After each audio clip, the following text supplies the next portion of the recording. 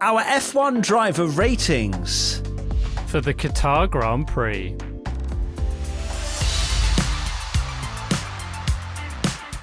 Why don't we begin, shall we? No, let's not begin. Let's say Manchester and Dublin. There's a few more tickets left for our P1 live show. If you want to come to the show, there'll be a link in the description. Only a few left, and this season, God knows what we're going to be talking about come the end of Abu Dhabi. Who are we going to talk about? We'd love to have you there. Lots of people are coming already. If you've never been to a P1 live show before, if you're thinking about coming on your own, a lot of people do, and they make friends when they're there. So it's all good fun. Right, let's begin with Gabriel Bortoleto. Started the sprint in 13th, finished 11th. Started the main race in 19th and finished 13th. I am going for a whopping old grade of a 5 out of 10. Quite an underwhelming weekend for Gabby. Hulkenberg, his teammate, was showing what was potentially possible until he was yeeted into... Well, we'll get into it was a racing incident. But he was out of the race. And Bortoleto, just not able to make much impression. I think you will notice a trend of some drivers not being able to make an impression because they didn't qualify very well and therefore couldn't score any points. Indeed. I've gone for a 5 for Bortoleto as well. I think this is a what could have been, with the fact that he had his Vegas penalty because, of course, dropped him down 5 places, finished 13th. Had he been higher up the order, made a good start and stuff, he could have been fighting for those points. But sadly for him, it's not but better than kind of the form he's been on with the last couple of races where he's had some big crashes and things. Exactly. A non-headline worthy weekend is just fine for Bortoleto, and he can build from there. The fans gave him a 5 as well. Nico Hulkenberg started the sprint in 14th, finished 16th, started the main race in 11th, did not finish. I've gone for a 5 out of 10 for Nico Hulkenberg. He obviously started the race quite well and was running in the points, made a move around the outside. It was on. I can understand why he went for it. Still believe, racing incident, certainly not Hulkenberg's fault at all. But you risk that kind of, it's always that risk versus reward, isn't it, in Formula One, and then how you make the move, and it's incredibly difficult to pass around Qatar. They collided, but yeah, I'm going for a 5 for Hulkenberg. I'm going to go for a 6 out of 10 for Nico Hulkenberg. I really don't blame him at all. Of course, I say it's a racing incident, but Hulkenberg is well within his rights to swing it around the outside. That's one of the only ways to overtake around Qatar. And then Gasly sadly understeers into him ever so slightly and wipes him out the race. If that hadn't have happened, he'd be running in P9. And I firmly believe he would have come home with some good points, considering it's the most uneventful race ever. After to be fair, the safety car that they caused made the race very uneventful. Had their incident not happened, well, we might have a new world champion already. We do not know, although probably unlikely. The fans gave Nico a 5 out of 10. Alex Albon started the sprint in 10th, finished 10th. Started the main race in 14th, finished 11th. I'm going to go for a 6 out of 10 for Alex Albon. Did not bring any points home this weekend. A scruffy weekend when you compare it to Carlos Sainz, but I think anyone's weekend looks scruffy in comparison to Carlos Sainz. It's not an absolute disaster of a weekend. Like 10th and 11th are decent finishes. He's just missed out on the points in both of them. I think 6 reflects the grade we're about to give Carlos. I think it's very obvious what he's going to get, but I don't think that Alex should be downgraded to a 4 or a 3 because Carlos has put in a podium performance, because Alex... Yeah, it's not gone well, but it's not an absolute disaster. You took the words right out of my mouth there. I've gone for a 6 out of 10 for Alex Albon as well. Yeah, it could be quite easy to go, oh, well, his teammate did this, and so therefore it's a 3 out of 10 or something. But actually, on paper, Williams weren't expected to do well around here. He's not done absolutely awfully.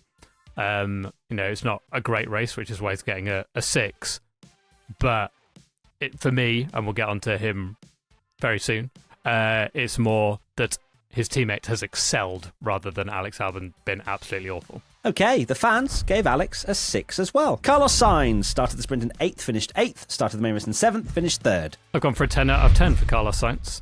Shock horror. The fact that he's got a podium again, my word. I'm very excited to see the final driver ratings at the end of the season, because I'm pretty sure at the mid-season Carlos was about 16th.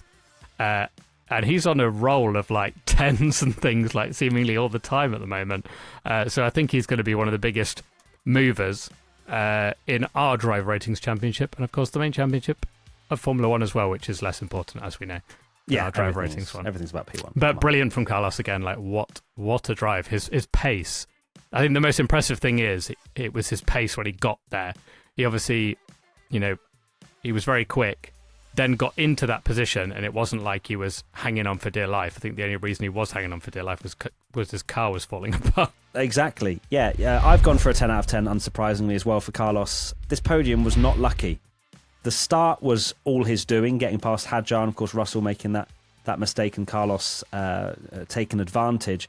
He made these positions up by driving really well and then kept the podium because his pace was unbelievable.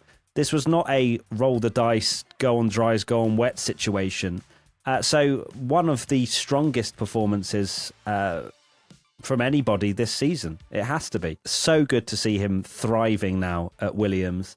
And this is, there's not many drivers that can probably do what Carlos just did this weekend. And he's proving to everybody that and we've been saying this from the start, he didn't deserve to lose his Ferrari seat.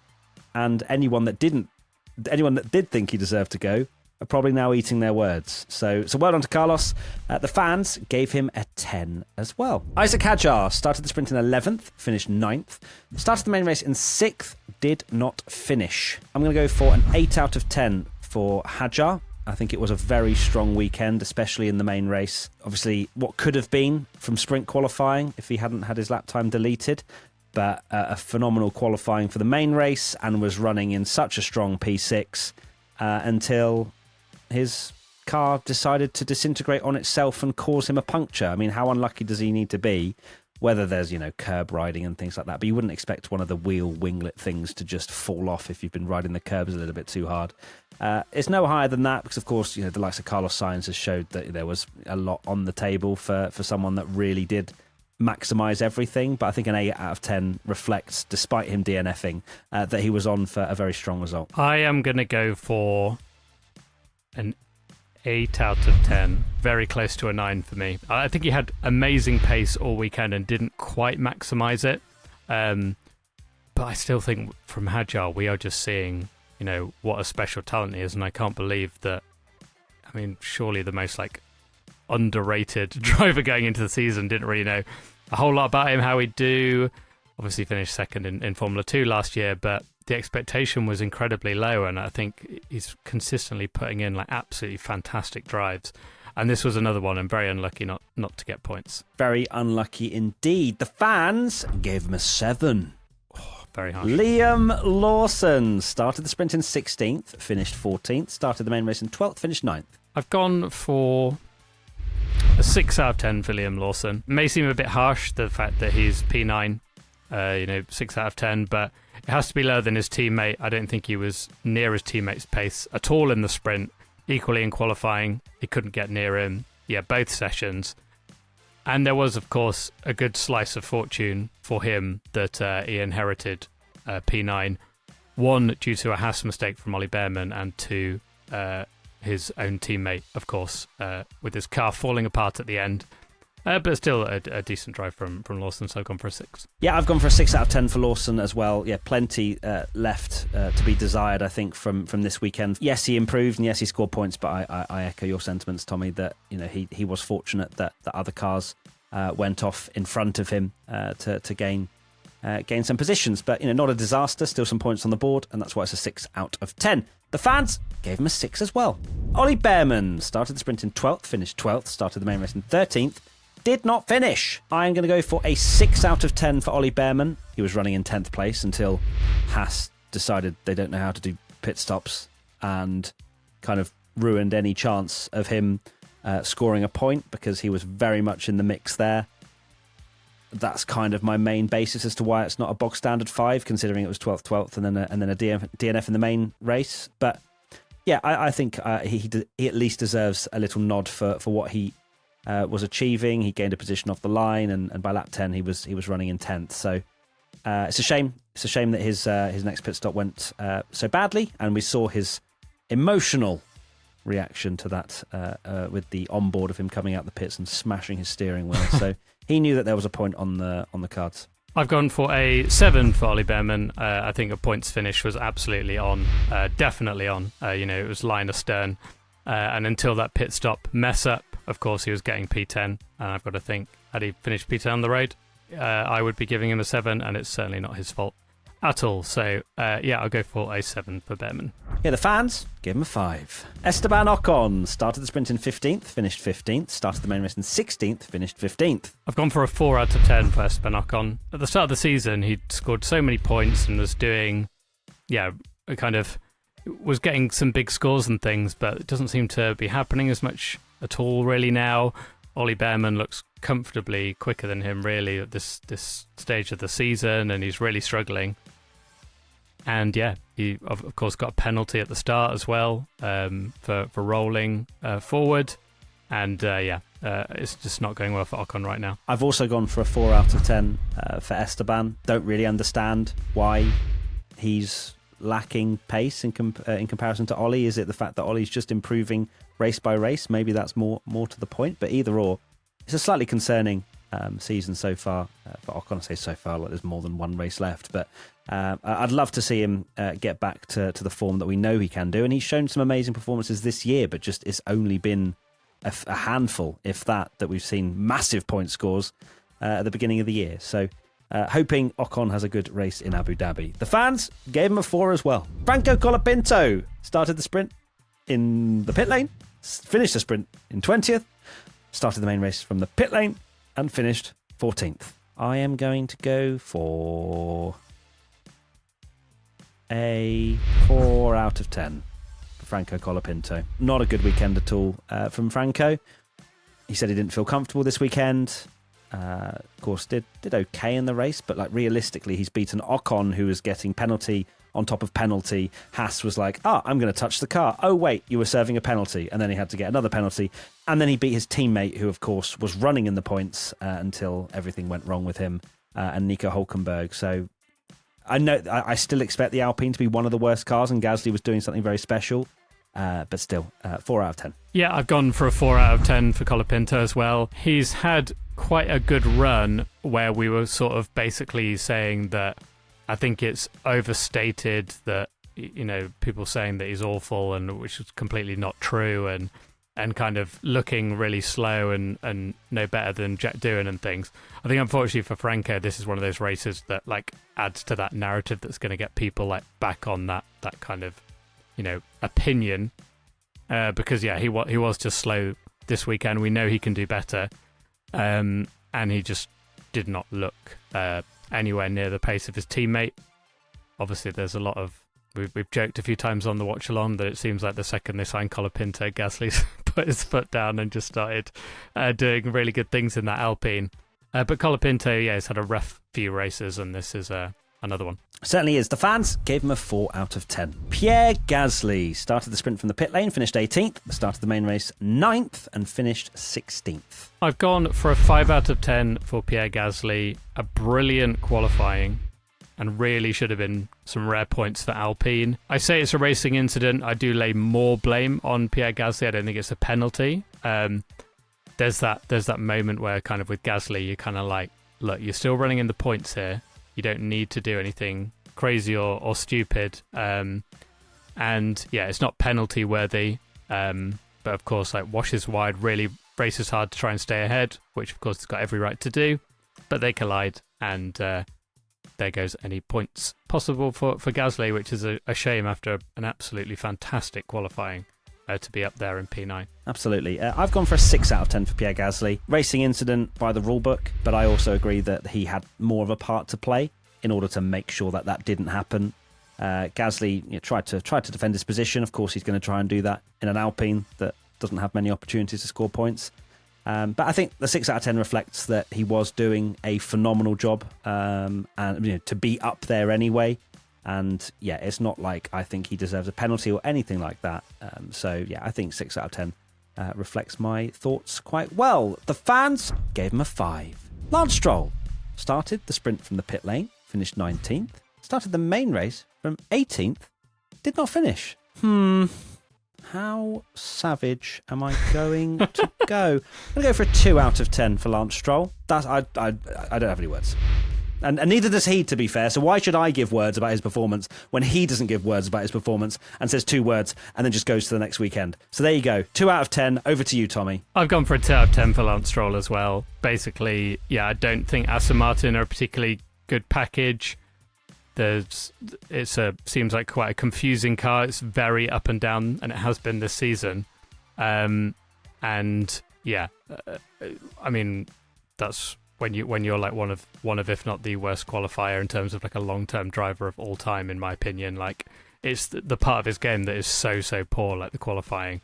It always puts you in a terrible position, and then basically like the sprint was a throwaway because he was never going to score points, so he basically tried to pit and do different to learn for the main race, and then equally tried something different again in the main race because he knew that he'd qualified too far down. So I'm not going to give him like a 1 or a 0, which is easy to jump on when it's Lance Stroll. He's got it in him, but it wasn't this weekend. No, exactly.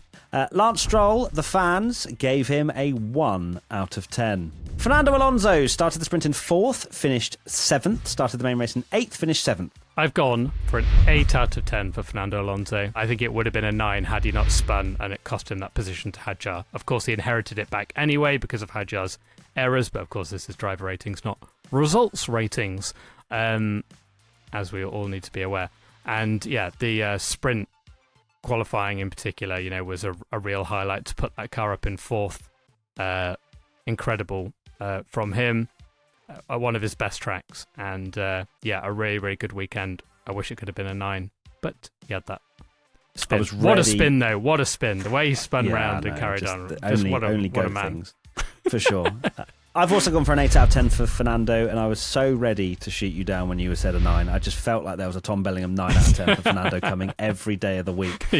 Let's not forget as well that spin let George Russell through as well. Who was stuck in that train. So it was a technical 2-position loss. Of course, as you say, Hadjar getting that problem means Alonso got one of those positions back. But apart from that, a great weekend. Just a shame about that mistake that lost him a couple of positions. The fans gave him an 8 out of 10 as well. Kimi Antonelli started the sprint in 7th, finished 6th. Started the main race in 5th, finished 5th. I am going to lock in a 7 out of 10 for Kimi Antonelli. A good weekend, nothing too special. Of course, he beat George in the main race. I think I would say George was absolutely not on his best form either on the Sunday after making that mistake and losing a few positions on lap 1. But Antonelli had a very strong race. Couldn't make any impression on Carlos, but I think that is just the nature of this track. You have to be an insane amount quicker to get a chance to overtake. I think 7 is pretty all right. Mercedes weren't, at least apart from George in the sprint, weren't really looking like they could challenge McLaren and Max over the course of a full race distance. So, a 7. I've gone for an 8 out of 10 for Kimi Antonelli. I think it was a great race from him. Such a shame about the error, not just from the fact that he's made an error and lost a position, but also the shameful abuse that he's getting. And I'm glad to see Red Bull release a statement. I just wanted to cover that off. That basically saying that what we said was wrong, because it was. I think Formula One has a part to play for playing that radio message out there as well, to a point. Antonelli, very impressive that he's managed to beat Russell again.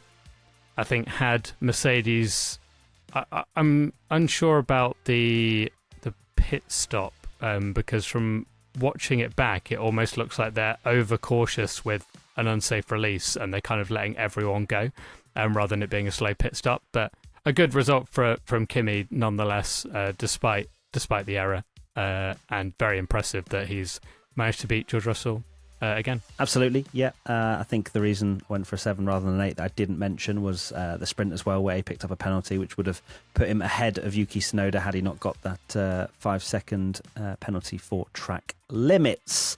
And I completely echo your thoughts on the abuse. I mentioned it in Best Reactions if you've watched that.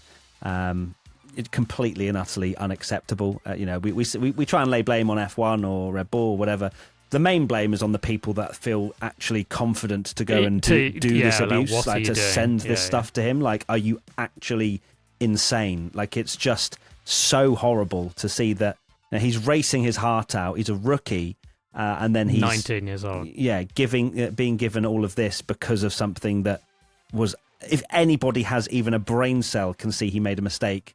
Had a slightly sort of he had a poor line into that left-hander because he got a bit of a wobble on. That's literally all it was.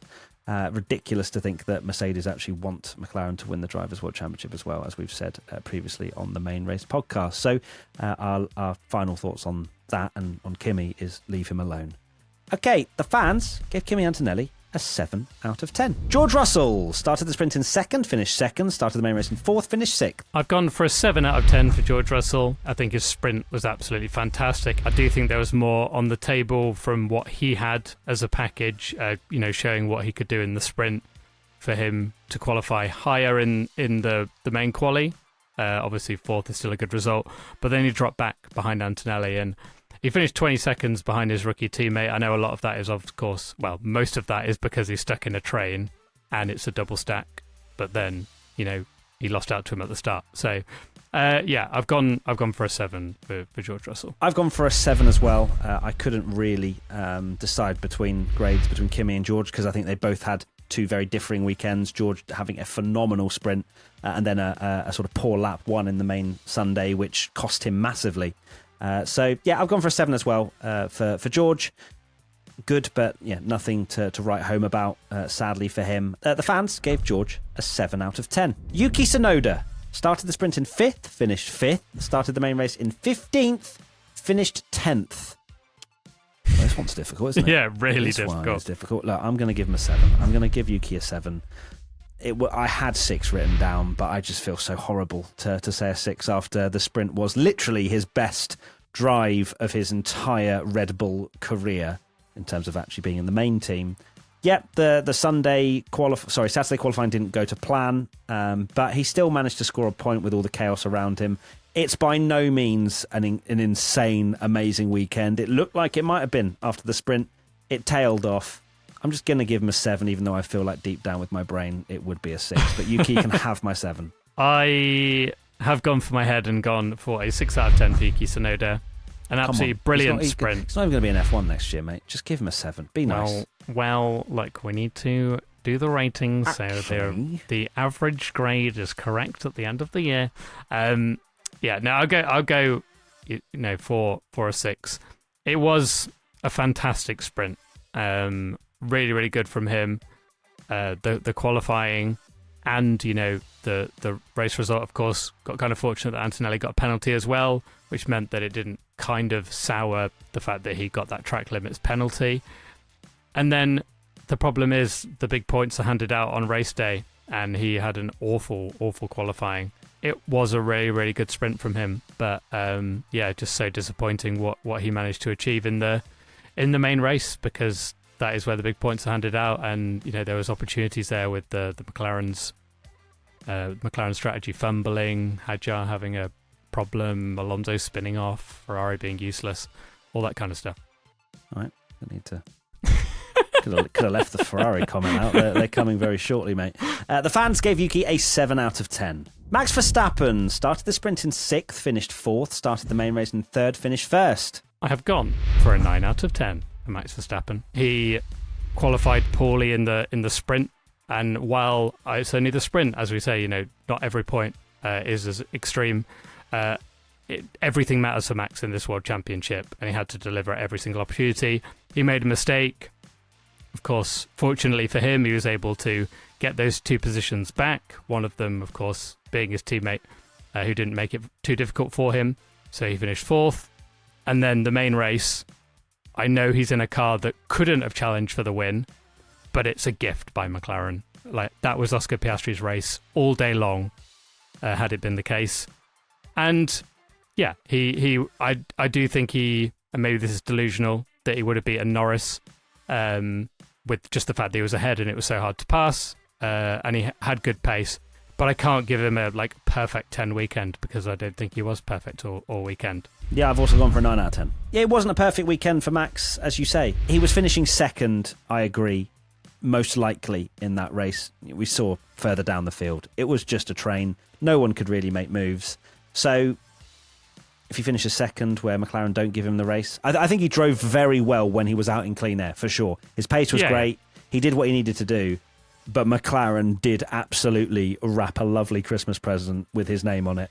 So, yeah, I think a 9 is absolutely fair. It's close to a 10, but it's not a 10 in my eyes either. The fans, they disagree.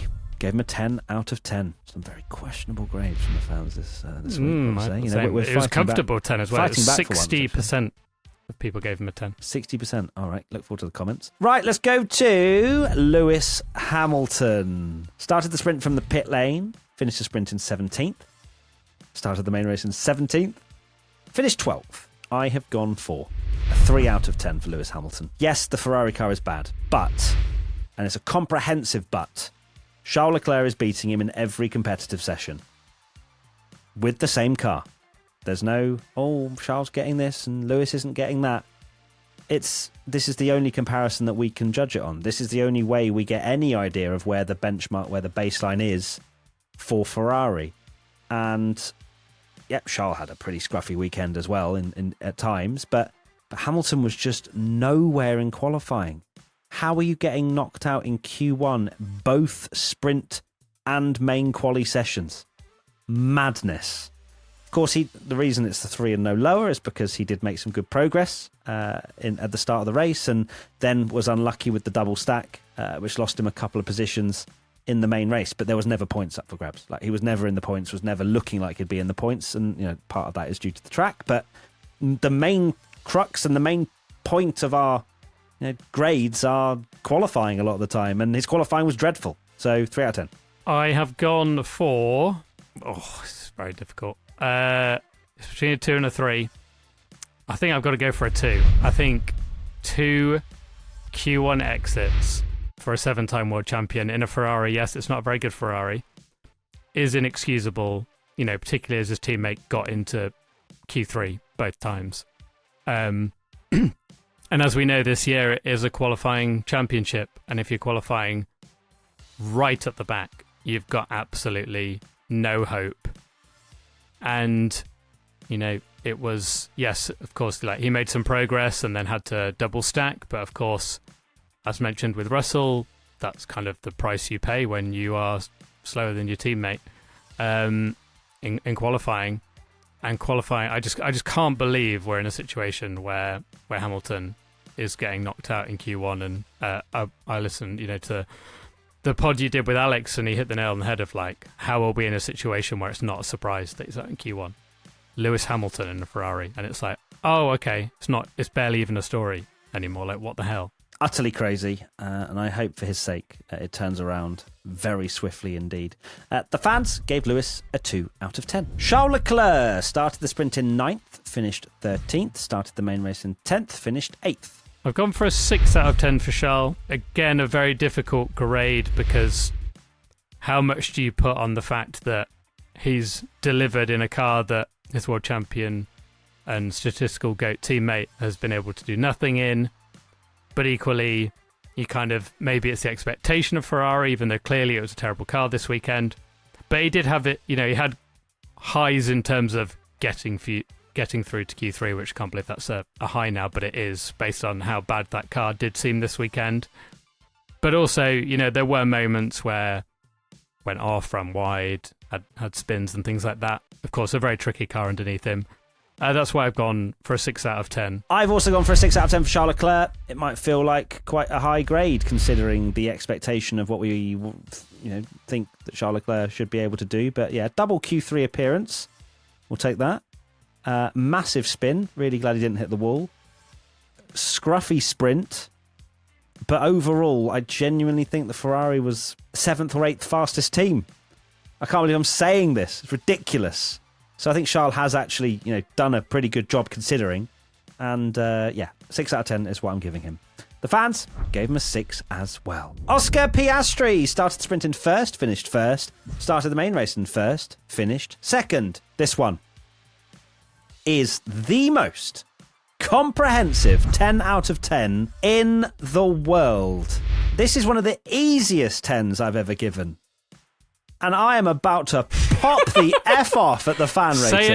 Say it now. The fans gave Oscar a 9.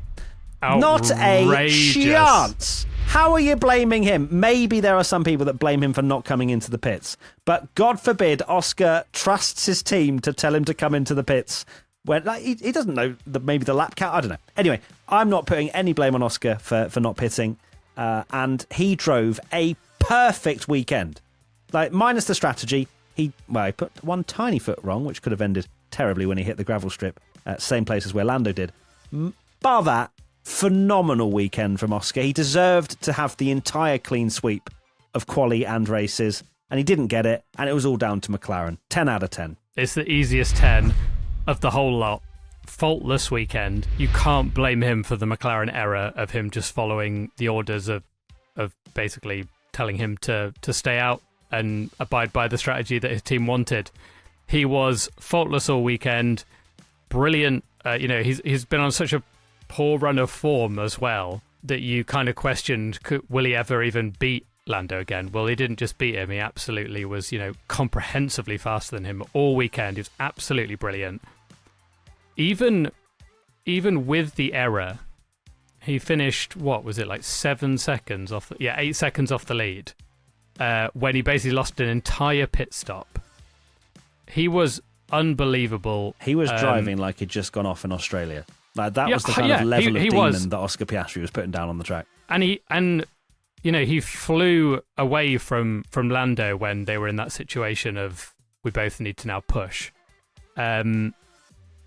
Brilliant, qualified first. Yes, McLaren had the best car this weekend, and it should have been an easy 1-2 for them both. Because it's just their track. And Oscar Piastri, loves this track. But my God, it was an absolutely exceptional drive from him, and gutting for him because it's obviously cost him big points and a good shot of going for the championship. Yep, it's cost him dearly. And I would love to have been a fly on the wall in that debrief, because I feel like there would have been some very strong words out of the Oscar Piastri camp. The fans, as I said earlier, and I'll say it again just to repeat, gave Oscar a 9 out of 10. Lando Norris started the sprint in third, finished third, started the main race in second, finished fourth. Oh, it's another difficult grade. I'm going to go for a 7.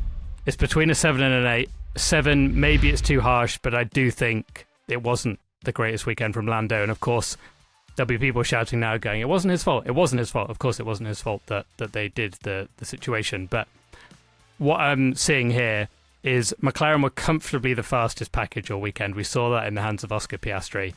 The very least, Lando should be finishing second on the road in everything. In the sprint, he made some errors and got pipped by George Russell, which meant he finished third in the sprint.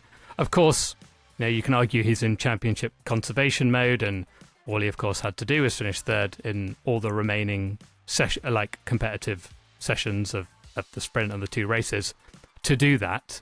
Then in the main race, of course, I understand why he didn't do anything too crazy at the start. Doesn't really matter too much that he loses a position to Max. But I think his pace was nowhere near Oscar's when it mattered. And I think it was one McLaren amazing pit stop away from him basically appearing. If he'd had the same pit stop as Oscar had before, he's in that McLaren train with Alonso. And who knows, if he'd come out behind Russell, who knows where he would have finished? Would he have been easy to pass? I don't know. Like, it's all if buts and maybes. But Norris, for me, he just didn't. He's been on this amazing run, and I think it's credit to him because he's been absolutely brilliant since then. But for me, this was his worst race since Baku, and that's no discredit because his ceiling has been really high because he's been driving so well. But we kind of maybe saw a little bit of the Lando that we saw at the start of the season with a few mistakes here and there and not being able to keep the pace with Piastri. He's finished how far behind Piastri? Like 15 odd seconds. So yeah, not his finest not the weekend. most comparable thing though when you think of where he came out. But that's on him as well. He was stuck behind Piastri. So, like, if he'd stuck to his gearbox, he would have been fine. Did you watch Qatar? How easy was it to run behind someone's gearbox?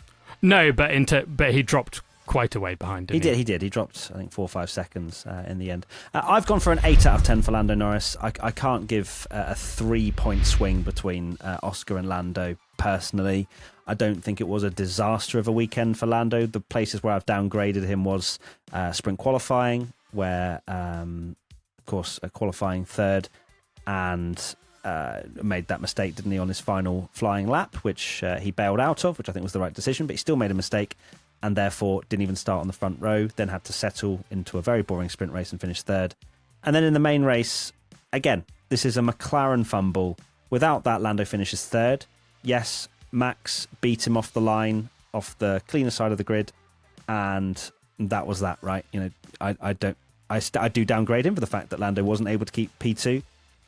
And then the pace was, slightly slower than Oscar. It wasn't catastrophically slower than Oscar. It was just it was slow enough that he couldn't get the buffer that Oscar could. But again, I still blame McLaren for that. That's not Lando's fault that he's having to build this ridiculous buffer because of McLaren deciding not to pit him. Is there more, and this is more of a question, I don't know where I sit on this, is there more blame put on Lando to be like, screw it, I'm coming in, what the hell, why would I stay out when the safety car came out? I don't know. Perhaps, and probably more likely, is that they, and I think Zach Brown kind of alluded to it, that they'd decided before the race what they were going to do, and they don't think on the fly, they just decide pre-race and then just let it pan out, which to me screams fairness again.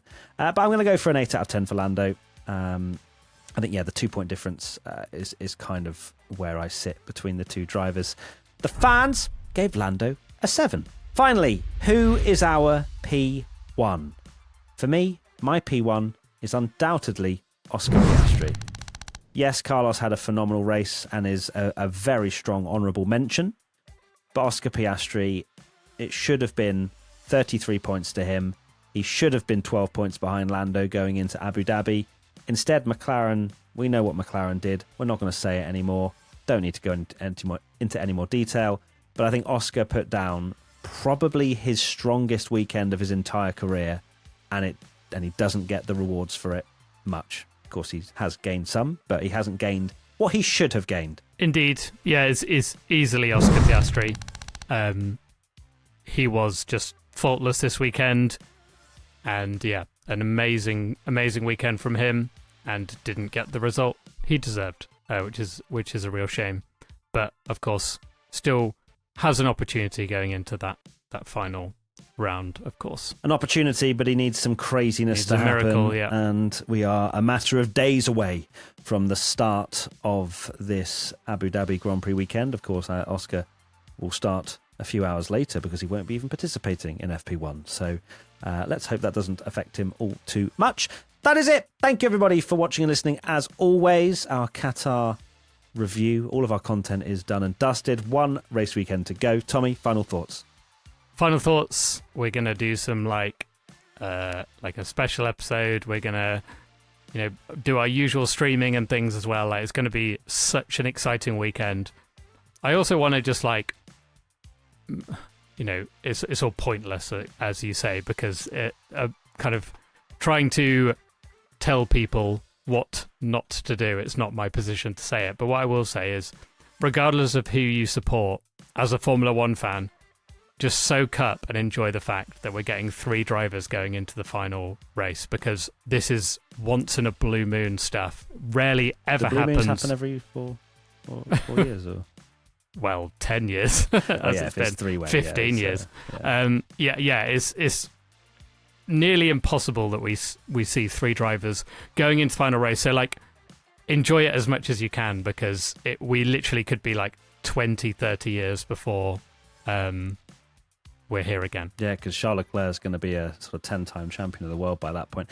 What I will say, it's quite funny that of all the people Tommy is the one who will not enjoy a single lap of the Abu Dhabi Grand Prix. You literally sent me a reel about 2 hours ago of a guy watching a football match with a duvet or whatever it was, a sheet, over the screen and then peering through to see what was happening ever so often. That is you. That will be you throughout the entirety of the Abu Dhabi Grand Prix weekend. And if that's the way you enjoy Formula One when your driver is fighting for the World Championship, then fair enough. I'll watch it all, and don't worry, I'll be able to review what happens. Tommy won't be able to talk, and that's just the beauty of it. So enjoy it if you can. If you can't, don't worry about it. Don't enjoy it. It's up to you. It's your life. All right. Thanks, everybody. Lots of love. See you soon. Goodbye. For the final weekend of the year. Goodbye.